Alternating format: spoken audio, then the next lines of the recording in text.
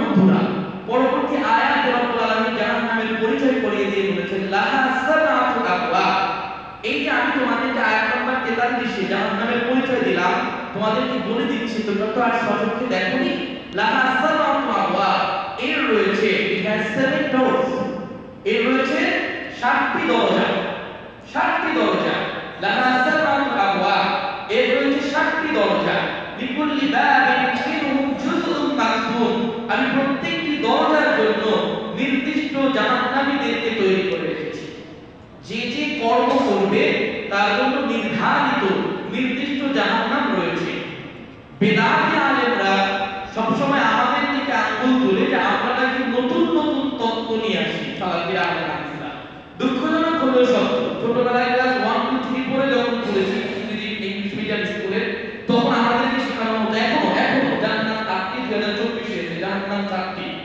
কুরআন থেকে বলে, কুরআন বলেছে লাহা সাবআতু আবওয়াব, এই যে দরজাগুলো দেখছেন না, আরবিতে এগুলো বলা হয় বাবুন, বারিকুল বা মাদুরের পুর, এর প্লুরাল ফর্ম হচ্ছে আবওয়াবুন।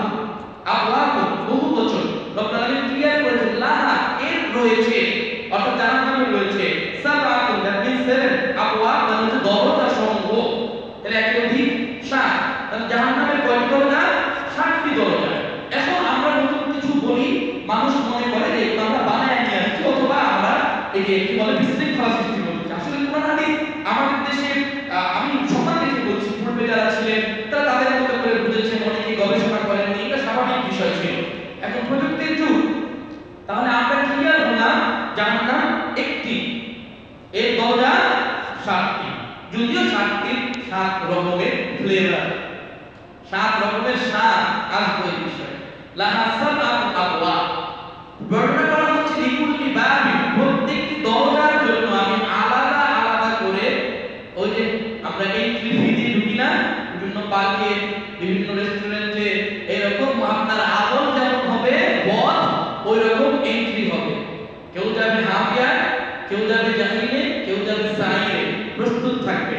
ওখানকার ডিগ্রি কিন্তু 36 থেকে 42 হবে না।